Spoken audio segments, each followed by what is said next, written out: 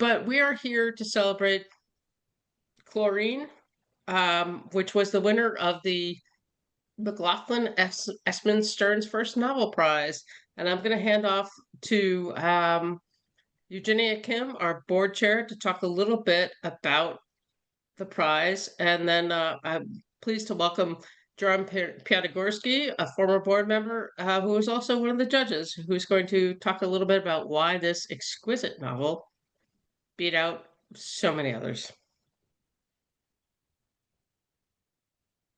So, Eugenia? Yes. Am I ready?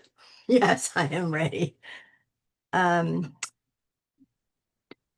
So it's a pleasure to honor Jade Song for her prize-winning book, Chlorine, the very much mouthful Writer Center 2025 McLaughlin-Esstman-Stearns First Novel Award, which has a storied history and has been one of the wonderful things that the Writer Center is able to recognize great literary works, especially for debut authors.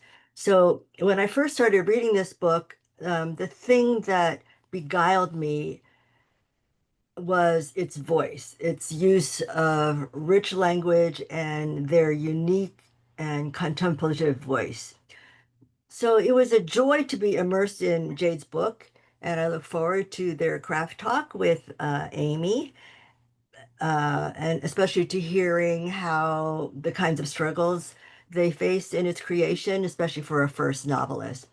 But I'd like to present Joram Piatigorsky, board chair emeritus, who was a judge and who was key in selecting this novel. Joram? Okay, thank you. Well, so I don't take up too much time, I kind of jotted down, excuse me, a few notes to give you how this happened, basically, because it's always interesting from the receiver's end, just exactly what happened, and on the formal level. And so there were a number of readers on a number of books. I don't know how many, but there were quite a few who were submitted, and it filtered down to 3 novels to the end. And then there were 3 of us. There was Barbara Estman, Lynn Stearns, and me, Joram Piatigorsky, who were reading the 3 novels and then going to discuss them and see. And one of the things that I wanted to thank you for, Jade, is for making it so incredibly easy for us. I mean, we unanimously picked Chlorine, and we could have struggled, well, it's got this end, but the other one has this. No, you didn't bother with any of that stuff. You just went ahead and wrote a great book. And so we all recognized it right away, and that was wonderful. And I'll just read, before I say a few other words, the final conclusion. That's a little bit formal, but it's what we basically ended up as to saying. I don't know if you've read it. We congratulate Jade Song for her novel, Chlorine, but this year's winner of the McLaughlin-Esstman-Stearns First Novel Awards. Song draws one into the complex emotional pain of a high school competitive swimmer, transcending the confusion of adolescence to her true self. And finally, finding a shocking, mythic solution to her conflicted journey. Her quest to recover the humanity she's lost in her transformation is compelling and moving. And that is sort of formal, but it's really heartfelt and meant. Barbara Estman wanted me to add, saying that unlike many of the emotionally hollow works today, Chlorine hits deep to the bone about the anguish of betraying one's true self. And I really find that that's true, the authenticity of this book, that it was a story that was compelling, but one could see through it too. At least I could see through it, and the other judges did too. But I'd like to give a few comments on just what I saw in it, which I think is really important, and one of the reasons that I, and I think the others also chose it. And that is that the book is larger, much larger than the story itself. It's beautifully written. It's coming-of-age novel of Wren's ordeals and her shocking transformation. And it was a shocking transformation, I must say, and wonderfully done. But Chlorine brilliantly encompasses, and this is without any fanfare on your part or any unneeded explanation to critically relevant issues of the present time. It's not just a book about coming of age to me, and I don't think to the other judges. The book is buried in specific and mythological tale, no pun intended on the mythological. It's really a striking example of Rent's challenge of overcoming the genetic limitations, and that's what's really important. She's a human being, very much so a human being, but a human being is an animal. A human being is made through genes. They're made genes that give us our benefits, but it's also providing all our limitations because we can't really exceed. We can't become another animal because of our genes. But today, what you showed in this book and what is happening very much, and one of the most important effects going on today, is that the genetic limitations are being transcended by choice. And she transformed herself to have abilities beyond what nature gave her. She sewed the legs together, she became a thing. But what this does is it plunges us in today's world of confronting and modifying nature by genetic engineering and gender transformations. Really, Chlorine delves into the reality of human challenges and uses fantasy to foreshadow the future. The fantasy, good fantasy, in my opinion, is not something that's just wild. Full fantasy is grounded in a reality that may not be here yet, or even if it never comes, it hovers around possibilities that exist. And your book really did that. And I don't know other books that do that. I think that all great books, the reader reads his own book. And I'm a scientist, so I read a lot of the science in there, but there are other aspects of it. And so this book of your ability to make the transformation of the limitations of genetics and allow one to explore what it's like to be another animal, another species, and the mythology of having that species survive gives hope to our future in terms of our ability ultimately maybe to conquer our limitations in some ways that nature has given us. So for these reasons, really, we found your book extraordinary. Thank you. So, Amy, do I introduce you for the next person? How does this go? I say thank you. So Joram is not only a renowned author, but also a renowned, are you a molecular biologist? Yeah, sometimes when I'm Right. not So reading a book. a renowned scientist at NIH in its formal incarnation. So thank you for that. I'm going to jump in now with the event proper. Thank you, Joram, Eugenia. And let's, all right. So welcome to the Writer Center virtual craft chat, where we talk a little bit less about what the person wrote and a little more about how they wrote it. And I'm delighted to be here with Jade Song, author of a book that has haunted me for months, Chlorine, in a good way, haunted me in a good way.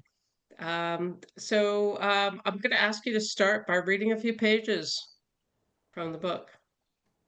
Sure, yes. First of all, thank you so much, everybody, for showing up on a Wednesday summer evening to look at your computer screen. And thank you so much to the Writer Center and all the wonderful workers there who chose Chlorine for this award. So thank you very much. I'll just read a few paragraphs from the beginning.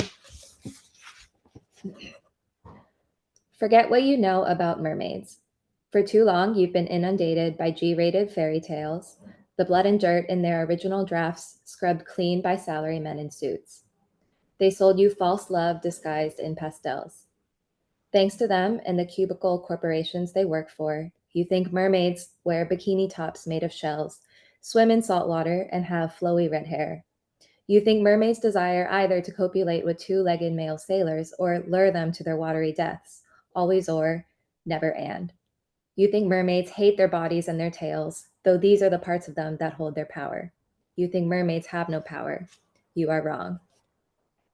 Mermaids wear one-piece swimsuits sculpting severe camel toe. Mermaids have neither hair nor scalp, but latex swim caps, squeezing forehead fat out like dollops of leftover toothpaste from near empty tubes. Mermaids swim in chlorine, thrive in locker rooms, and dive under and over lane ropes. Mermaids sprout thick and luscious body hair until shaved off for aerodynamics. Mermaids would rather eat 4 bowls of pasta than a man, though a man does taste good. Mermaids prefer not to waste precious stomach volume on such non-nutritious fare, for a man is not sustenance but an occasional dessert. Mermaids are not born, we are made. Thank you.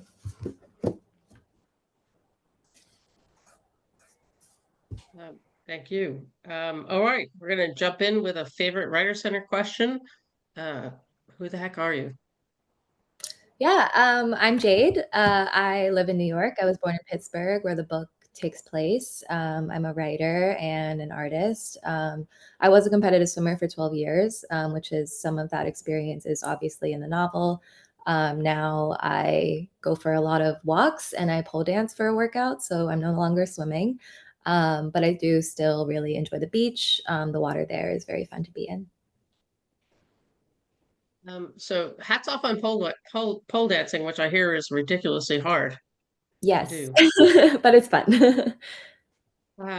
So let's jump into the book. Let's start with structure and points of view. Ease into us here. So in terms of the format, you the first chapter says you, addresses the reader as you. And as I said in my notes to you, that's like a first person, whatever. I don't know the technical term, but then you pull back a bit, and then and it becomes a first person narrative. But there are also chapters where there's a letter written to the protagonist. So I would like to hear about how you made the choices about who carried what piece of the story. Yeah. So actually, I decided to write in second person mostly because I had heard that a lot of readers and a lot of publishing people actually don't like second person. They think the you is very aggressive. And I think hearing that people don't like it made me want to do it. But I also think the you for Ren's perspective is a very apt choice for her because she is very aggressive. She is very confrontational, and she is very unhappy. She is very angry. And I think that just sort of adds to that perspective of hers. And it also kind of creates this mythological being around her already because she is speaking as a fictional character to the reader. And it creates this sort of myth and higher platform that she's on. And then for the letters, I really wanted to add some sort of like really human, really yearning, really longing sort of tone of voice for those, just because Ren is so monstrous in a way. And she's so desperate to not be human that I wanted to include a perspective that was so very literally human. And of course, that is Kathy's letters, and they do drip with a lot of love and longing. And I did that on purpose just to show that so much of the human condition is wanting something that you can't have. And I will welcome your questions in the chat, and I will also, as a middle ager, welcome you to write the word question in front of it. But I will get to your questions in time. So you just said something that sort of surprised me, that you think of Jade, as of Ren as monstrous. Can you talk about that?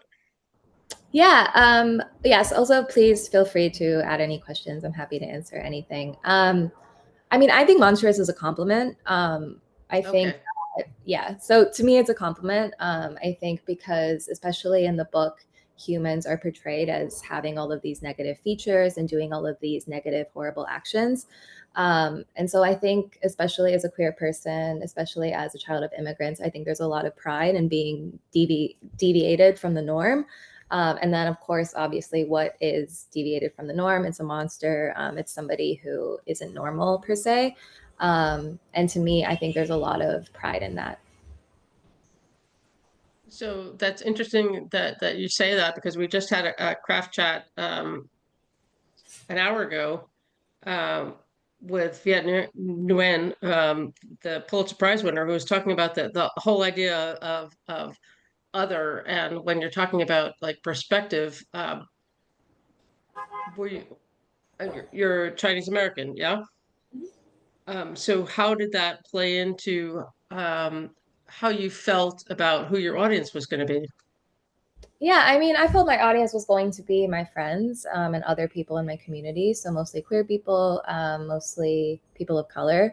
Um, I think everybody comes at it from a different perspective, which is why it's probably really wonderful to attend so many different talks from writers. But I do think like the idea of being monstrous, especially, is something that's rooted in queerness. And so I'm not sure that somebody like Nguyen, whose work I really love, would feel that way, and I think that's also totally valid. But yeah. So let's actually jump into themes. So I saw themes of belonging and the other side of the coin of not belonging to a family, to a coach, to a team, to a nationality, to humanity, to a human form versus a mermaid form. So also it was just about expectations to me, but expectations and meeting them and not meeting them, and love and in all the different forms. So what I've found in my own writing is that sometimes I don't realize I have a theme until someone's like, "Oh, you're sort of pulling that thread a bunch of times." So I'm curious as a writer, what was intentional and what was like, "Oh, wait, I've got this theme that runs through this." Yeah, it's interesting because when I was writing it, I did feel very angry, and a lot of the novel did come from anger, and there was like this sense of visceral catharsis in writing a lot of it.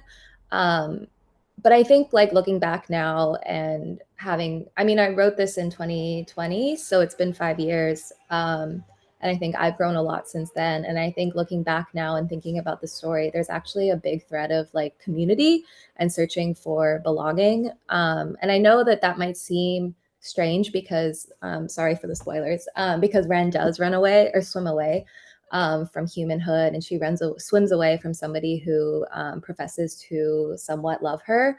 But Ren does swim off in search of more mermaids. She swims off to find somebody or people or mermaids who understand her, who understand why she might have committed this body horror to change herself, why she feels the way she feels. And I think that sense of longing is something that really shows up in longing for community. And I think that's one really big, important theme that I wanted for Chlorine. Just realizing that your real self is somebody who won't be alone. There are other people who will be there with you. And yeah. I do see the questions in the chat, and I appreciate the all caps for the middle ager in the crowd. I will get to this in a moment, but I'm going to seize hold of the mic because I have it, and just so um, I, as a reader, don't tend to read blurbs in the back of the book. I tend to just jump in if someone says you should read this, you should read this, and I don't usually read body horror, and I found the transformation that Ren goes through just so phenomenally credible. This descent into, so I don't know, I found her decision to create her tale, just tale as in the physical one, not the story, phenomenally credible. How did you do that? Oh, actually, one of my really good friends from my childhood is a doctor. Well, at the time when I was writing it, he was studying to be a doctor. And my editor had told me I needed to make that body horror scene a lot more gross, a lot more visceral, and I just didn't know how to do that. And of course, obviously, the scene is not medically accurate, but I did kind of want to include those sensations of what it might feel like to actually sew through skin, to cut it open, etc. So I asked my doctor friend to describe it. And he actually brought me this like flap of practice skin where he like practices how to do Sorry, stitches. that was Uh, that unprofessional? yeah, this Okay. is something medical students use. But yeah, he held my hand and showed me how to do stitches in that like very realistic flap of skin that he carries around. So that was very helpful actually in figuring out the scene.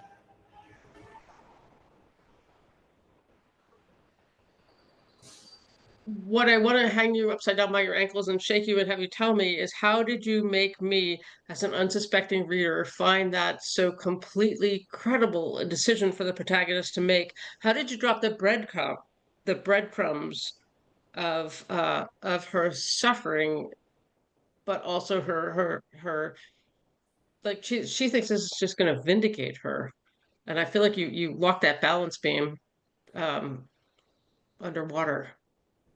Oh, thank you. I mean, I hope that was, that was what I was trying to accomplish with that scene and with the novel as a whole, to make the reader, like, on one hand, think that this is absolutely ridiculous and that she's actually really hurting herself, but the other half to kind of lift that suspension of disbelief and kind of just believe that this is what's really right for her. And I think that's what I really love about body horror, um, especially in so many body horror movies that I love, like Raw and Titan, and anything by Cronenberg. There's always this sense that the body metamorphosis is to get you to this state of being that is a lot more closer to the being that you want to be.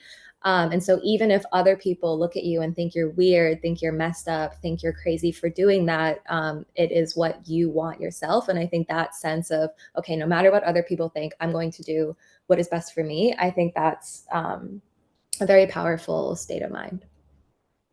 Yeah, and I didn't get the sense that Ren was saying anything about like what other people would think. She was just so determined that this is what she needed to do.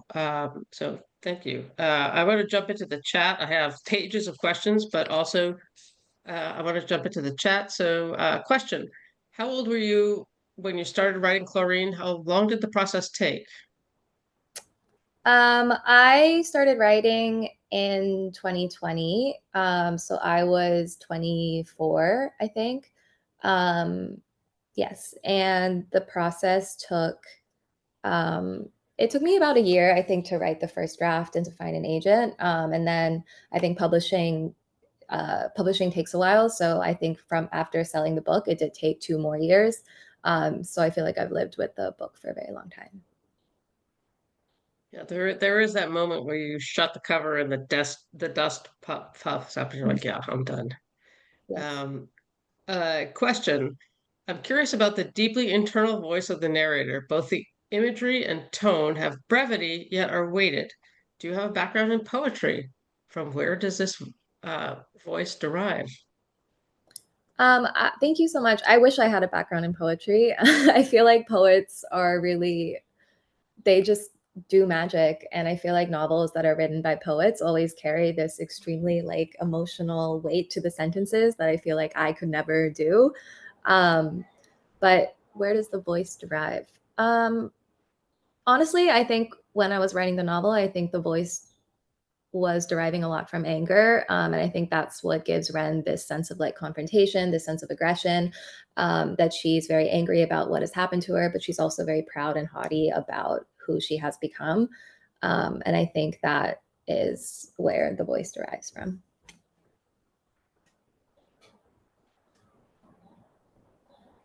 Yeah, no, I mean, I get that. That's an interesting combination. And angry and haughty um, is like, when I was a teen, I was not capable of feeling that, but I felt like Ren credibly was like, I've got these talents, and everybody, I've got this weight of everybody on my shoulders. And can all of you back off and let me do my thing, right? Yes, I would say so. Um, Ash wants to know, was there another medium of art that you used to explore this story during the creation of it? And I actually want to dovetail that into some questions about the mythology and your research about mermaids. Yeah, But I don't know what you would, to me, cinema is a medium of art. And so I did write it out as a script initially, but I did feel like it was better as a novel, and there was so much interiority that I wanted to include, that I decided to write it solely as a novel first. Um, and I did actually paint that image of her in the bathroom sewing her legs together. but I don't think my painting skills are as great as where I want it to be. So I did make it into writing. Oh, yes. Do you have a question? Sorry, me or the question in the chat? Oh, I think we got multiple questions. So Eugenia wants to know who or what books are your literary inspirations? Is there a book or author who influenced your writing path? Yeah, I love Clarice Lispector. I love Hanif Abdurraqib. I love Han Kang a lot, the Korean writer who just won the Nobel Prize. I love Pier Paolo Pasolini. I think I gravitate toward translated literature a lot more. And of course, that's there's so much thanks to the translators who can make that reading accessible to me. And I would say they all influenced my writing path. I would say like I actually began writing because of Kei-Ming Chang. She's another Asian queer writer, and she's Taiwanese American, and she writes a lot in like magical realism and very like vulgar styles of writing. But I didn't really realize that I could write the way I wanted to until I read her work. So she's outstanding. We actually had a craft chat with her during the pandemic, I think. Hang on, I just someone's messaging me and I lost the chat question. Middle age. So I know a lot of times authors don't get control over the title of the book, but chlorine is such an important theme throughout the book. Can you talk about both the theme of chlorine and whether you had to arm wrestle somebody for the title? Yeah, I mean, chlorine as a theme, I feel like the idea of the pool, which is obviously inundated with chlorine, and you go into it and you leave it smelling like chlorine, and especially if you're a competitive swimmer, you just constantly smell like chlorine all the time. Like my hair and my skin, my clothes was just always smelling like chlorine, and it just felt very like much of a perverted sense of what water could be. And I think for Ren, like if you're a mermaid, you probably want to be in more open natural bodies of water. So I think this idea of chlorine being this like perversion of what she wants as she heads out into open, clear water, I felt like that was a really great way to tie in all of the themes of the novel. And no, I'm very lucky to have an editor who allows me a lot of freedom in the choices I make. I think it was just SEO at the publishing house that was like, this is not a good choice because chlorine can obviously Google search as many different things. But it was, yeah, we just told them that we wanted to keep it as the title. Nice that works. So I actually personally find chlorine just a really like the not your book, but the actual substance of chlorine, a very palpable. You know, it does stay on your skin. I guess that was a comment, not a question. I'm getting messages that Joram has a question. Joram, would you like to throw it in the chat or unmute yourself?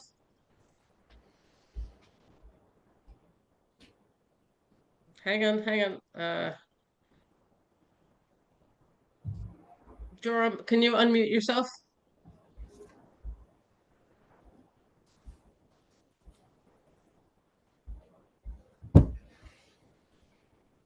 Okay, does that work now?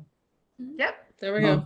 Okay, I have two questions quickly. First of all, I wondered how you came to the title of Chlorine. I mean, it's a very interesting title, and I think about it, I have different ideas, but I would be very interested in knowing how among the various titles you focused on that as the one word. The other one, I wondered if you ever did any research or if you knew by chance some way about mermaids in an anthropological sense. I mean, it is interesting. I have a great interest in Inuit people and indigenous art. And it turns out that the major mythological figure in the Inuit people who live in the Arctic is a mermaid called the Sedna. And the Sedna was derived from a young woman who was beaten and really abused terribly by her husband and her father, and sank to the bottom of the ocean and became this mermaid and all her body parts that were chopped off became all the mammals of the sea, and she became the provider of the Inuit people and lived in this palatial bottom of the sea. And it was so connected. I mean, it was so similar in a way. I wondered if you had any knowledge of that, or it's just pure fluke. Yeah, well, I chose Chlorine for basically the reasons I said earlier, that it just, the idea of chlorine being this perverted sense of water, and that it just like kind of sticks onto you and onto Ren throughout the novel. I felt like it was a really great just encapsulation of the themes of the novel. So I decided to name it that. And then, yeah, I actually read, there's this excellent book called Penguin Book of Mermaids, and it's by two researchers and doctoral PhDers, sorry, at the University of Hawaii. But they collected basically mermaid legends and tales from around the world. And I just read that book, and it kind of showed me the like wide diversity of mermaid tales, and how like there are so many different ways that mermaids come to be, and how somehow like this idea of a mermaid has basically come through in every culture. But the book is really wonderful. It does a really great job of including like global perspectives on the mermaid. And the authors are really wonderful. I reached out after writing the book and thanked them, and they were very sweet. So highly recommend. So, that's actually really interesting because you refer to a lot of mermaid lore. Um, but for an American audience, it's Ariel and Disney, right? And I felt as though you sort of like tipped your hat and like, okay, I know that's who you think this is. That's not what mermaids are. Is that fair to say? Yeah, I think the book definitely gave me. I mean, I used the book in reference to include a lot of the mythologies and themes of mermaids. And yeah, I think it just showed me that there are so many different kinds of stories about mermaids you can tell. Yeah, but also just, I mean, when I think about, f- fables and I'm missing a word, but like Hans Christian Andersen and things that American kids grow up on, they're better than Disney portrays. Yes, yes, yeah. Why do you think we do that? I think it's more realistic. I feel like body horror is so resonant to me because there is horror in having a body. And I think like I feel like I'm a reader before I was a writer. Like reading has always been very important to me, but I felt like I never really read a novel where like menstruation was written in the way that I had experienced it and a way that a lot of my friends had experienced it. Um, and it's like, I mean, like sorry for too much information, but 3 tablespoons of blood will like expel from you every month. And I feel like that it is a lot of horror. And I feel like to write about the life accurately, to write about coming of age accurately, you have to include these horrors. And so I can't speak on Disney's behalf why they tend to sanitize these things, but I think if I wanted to personally write something that was realistic to a coming of age story, I would include all of these horrors. So naturally, to me, it just is horror. So, so that's really interesting to even talk about menstruation as horror as opposed to just a biological thing that happens. I mean, that's a thing like we as society tell people, right? Um, that's my dog. I don't know if you heard her. Sorry about that. Okay, take those in a little deeper. So I found your voice absolutely mesmerizing. So I want to share a couple of phrases that particularly knock my socks off. So when Ren is having a very challenging time, well, with the whole book, but when she's having a challenging time, you say, life became the absence of anything worth living, which, I mean, that really resonated. And then, but before that, you say, I cannot describe Mr. Osborne's face or his classroom. The tiny details comprising insignificant men like him have long since discarded from my memory.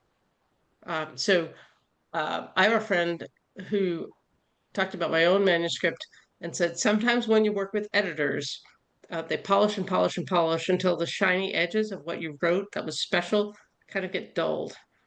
Did you have that kind of push-pull No, with the voice? I wish I had more push from my editor actually, but I think like what was so great about him is that he did give me a lot of freedom in keeping true to what I had written, like all the specific sentences and imagery. I think he's a really great editor because he did offer me a lot of freedom. Like I was able to recommend my friend to design the cover or to illustrate the tale that's on the cover. And yeah, so I didn't have, I'm not sure other writers' experience, but I had a great one. Hold on to that. Hold on to that. Yes. Back to the chat. Did you take writing classes in school, and what inspired you to write a book? And I'm going to actually say what inspired you to write this book, especially as a former competitive swimmer. Yeah, sorry, I'm scrolling up in the chat to find it. I did not take writing classes in school. I mostly just read a lot of books. Like I would skip class to read. But I do think I think reading gave me a really strong fundamental in how a story is told. So yeah, I had not taken any writing classes, but I think I had always been an artist and I am very type A, so I love New Year resolutions. But I just kind of wanted to try something new for myself in 2020. So I decided to try writing. And then I think just from there, I think because I had been reading so much ever since I was a kid, it just kind of blossomed out. So what inspired you to write this particular book? I think it was just mostly writing from, I mean, they do say like a writer's first book is usually their most personal, and in a way I do think this is. But yeah, I mean, I had never really read about menstruation written in the way that I experienced it. I had never really read about competitive swimming in the way that I had experienced it until I read So Many Olympic Exertions by Annalise Chen. I highly recommend that book. But I read it halfway while writing Chlorine, and I was like, oh, maybe I just shouldn't finish this book, or like finish writing my book. But I don't know. I think I was very green at that point. Like I didn't know craft. I didn't know any writing rules. I didn't even really know about publishing when I first started writing Chlorine. So it's hard for me to say what inspired me to write it because I just kind of felt like I was writing my feelings down in a way. So yeah. So okay. Given that I'm guessing you have a competitive nature because you were a competitive swimmer. So I'm curious about ways that your athleticism, if it does, informs your writing. Like that kind of grit that you're like, okay, I'm just going to write this thing. Do you think that I don't usually ask authors this question, but do you think that your physical um, life informed your writing life? Yeah, I think absolutely. I mean, I think that was what was so ironic when I was writing Chlorine. I was thinking about how you have to constantly like swim these laps in the pool over and over again. And I was like constantly rewriting the same sentence over and over again just to try to hit the right meaning. I do think there's so much overlap with being an athlete and being a writer. I mean, you have to sit down and like do your work. And then, but after that, you can just reap the effects. But honestly, the effects that you feel aren't going to be for a very long time, if ever. And I think being a swimmer also taught me to not mind rejection and disappointment. And I think so much of being a writer is rejection. But I think I had already been so like destroyed from swimming that like rejection to me is like no big deal. So yeah, I really think like being an athlete for 12 years really helped my artistic development, just because I knew that you have to put in the discipline. You have to, it's just every day is just a little by little by little, and eventually you'll see the final effect. And that it taught me to be okay with rejection. That's fascinating to me. I want to get back to the chat.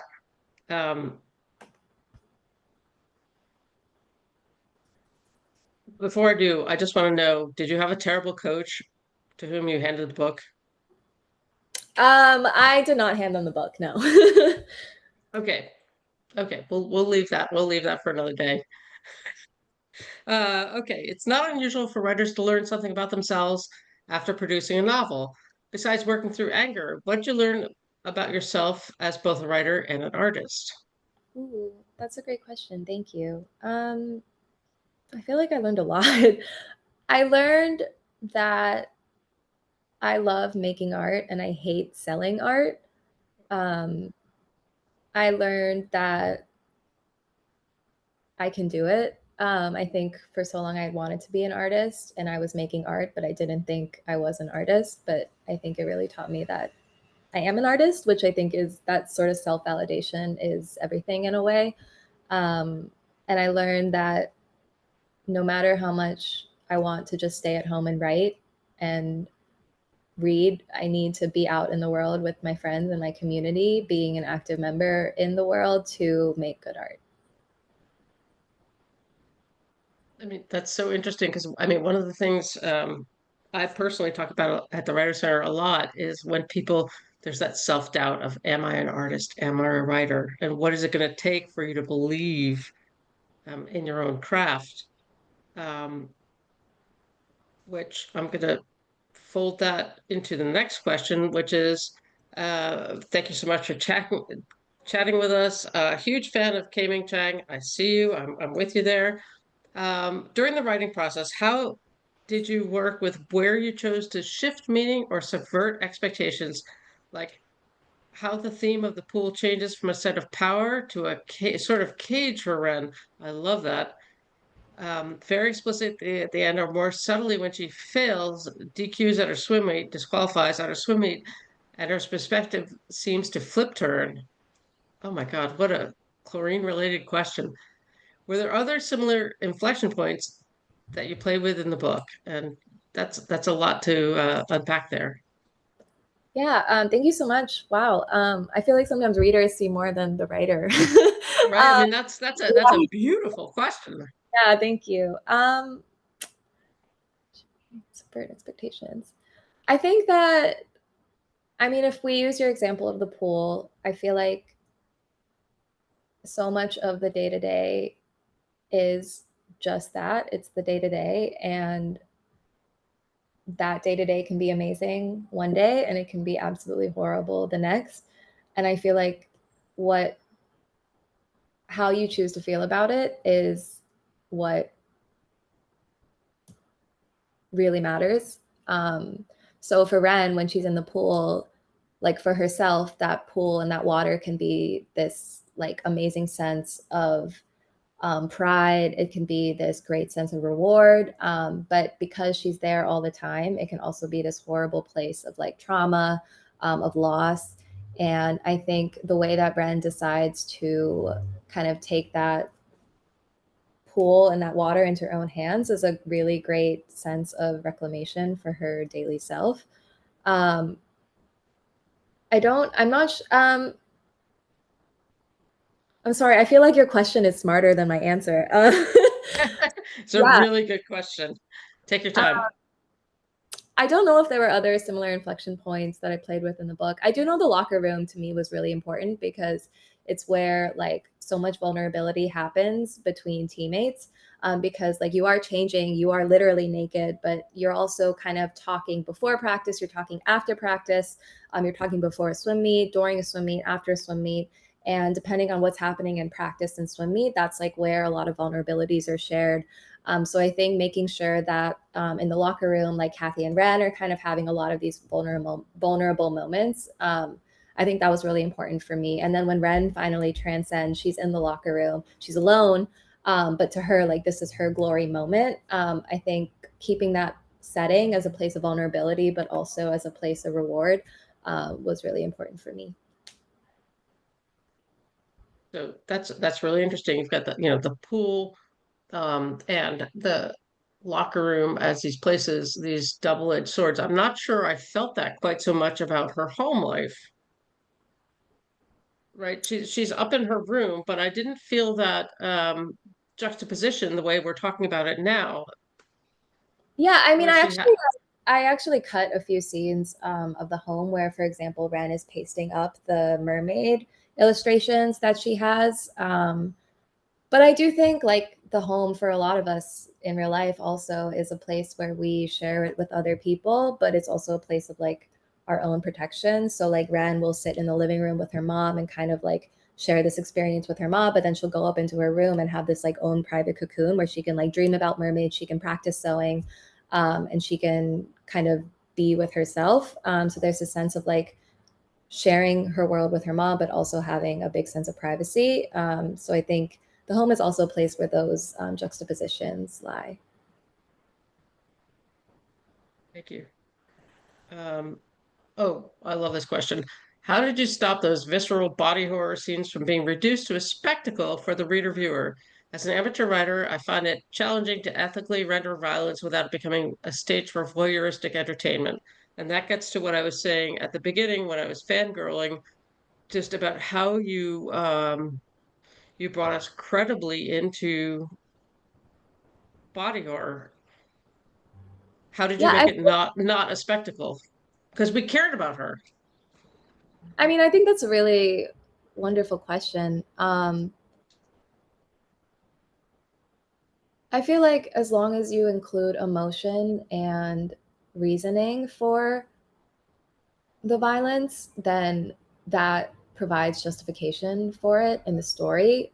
I feel like I've seen so many movies accidentally or read so many books where there's like a random rape scene that really did not need to be there and it's very jarring and there are no content warnings whatsoever. And there really was no reason for that except for like the spectacle of it because you're not really brought into why it's occurring. And I feel like just making sure that you include well-rounded emotion and reasoning for that violence, it helps alleviate some of that spectacle. Um, I don't know. I think that's actually a really interesting question that I should think more about. Sorry, this is like these are so many great questions. Thank you. No, I mean this is like the best part of my job is to talk to somebody as talented and generous as you of like how did you do this? And as you're talking about it, I'm thinking about cutting like the number of people I know, teens, not teens, who cut and who I mean this wasn't a question in my questions to you, but the fact that this is something that society talks about a bit, even in whispers, as something that a lot of humans do to alleviate pain, to be heard and seen, and to feel something. Did that come through? Was that part of this? Well, I did just want to say, I think the fact that you're asking that question and you're thinking about these ethics, I think that in itself shows that you have a very thoughtful approach to it. And I think just taking care about these things is a way to show that it won't be voyeuristic in a way. Because I think sometimes there's a lot of carelessness where people don't think about the effects that it might have on the viewer or the reader. And I think the fact that you are thinking about these things and you're caring about them is itself showing that you're making an effort. And I think we would all be lucky to read what you're writing. I want to do a mic drop here, but I can't. No, but that's, I mean, yeah, no, I'm going to think about that a lot after get off this chat. So back to the chat questions. Okay, I would love to talk to you about your publishing process. What was it like? I have a manuscript that was edited by a friend, but outside of submitting to publishing contests, how do you go down that path? What are steps to take? And I'll also say to you, Nathaniel, I will put my email in the um, chat because we at the Writer Center are happy to support you in helping you answer those questions. But Jade, what was your path to publication? And please reach out, Nathaniel. Yeah, Anybody? I queried agents. So I didn't like get an MFA or anything. I did publish a few short stories while I was working on Chlorine in like smaller literary magazines, and one of them captured the attention of my current agent, who personally emailed me wanting to read whatever novel I was working on. But I did also query agents after that, and I think like now that I'm trying to that I've been doing a lot of screenwriting and working with producers, I think publishing, as opaque and exhausting as it may seem, I do think agents do a good job of like not ghosting. And a lot of the times they will post like what they are looking for on their websites or on their agency's websites. And then you can search that up and try to find which agents might be best for you and the work that you're working on, which is what I did with Chlorine. And then just query them based on the rules from there. And then the agents will be the one to send it to editors. So that's what happened with me. Right, but that's a unicorn, right? I mean, you wrote a story and somebody grabbed it. I mean, I'm not saying it's a unicorn as in it doesn't happen. I'm saying that that's so you didn't have to go through the slush pile. In a way, I did, because I did query other agents. I wanted a multitude of options to pick from. But I do recognize like I was extraordinarily lucky, and it usually doesn't happen this quickly. And yeah, I mean, I did get really lucky. I would Yeah, use the word talented, Jade. I I think don't there are think a you have. lot of. I think there are so many talented writers. I think what just sets you apart sometimes is luck. And a lot of hard work. But again, I know so many people in all different fields who are really talented, who are really hardworking, and they don't always get the recognition they deserve. So yeah, I do totally recognize that I've been really lucky. Fair, but also I'll go back to what we're talking about the competitive, the grit, which is from my purchase at the Writer Center. I talked to a lot of authors and a lot of people who want to be authors, but you have to be willing to fail and get rejection and rejection and rejection, right? Yeah, I mean, Um, absolutely. I think that's, well, yeah, I think being a swimmer really made me okay with rejection. Dating online did that for me. Yes, you just got Um, rejected a lot, and then yeah. Right. You're like, look to clothes on a rack. It's like, okay, that's fine. Okay, so okay, one more question from the chat. Oh gosh, how do we only have 2 minutes left? Okay. Ash wants to know, did your own home or space transform throughout the course of writing your novels? I'm not quite sure what that means, but it's an interesting question. Yeah, that's a really interesting question. No, because it was during COVID. So it already felt like there was a lot going on in that home space. I mean, there were more books piled around me that I was using to help like inspire Chlorine. There were more like timelines and like character sheets that I was hanging up around me, but I wouldn't say there were any like massive changes to the space other than the pile of materials that helped me write. And the takeout containers. Yes. So I'm going to throw in the two final questions. Um, they're not the same at all, but I just want to throw them in before we run out of time. So what's a question that no one has asked you about your writing that you'd like to say? And the other one is, do you have a piece of advice for writers who are just starting out? So um, totally different questions. for me, my answers are intertwined. I feel like I would love to be asked how community helps my writing. Um, and I feel like my biggest advice, I don't know if I'm justified to give out advice, but I guess my biggest advice would be to just love the people around you who love you, um, because that will help feed the art and feed you as a human being.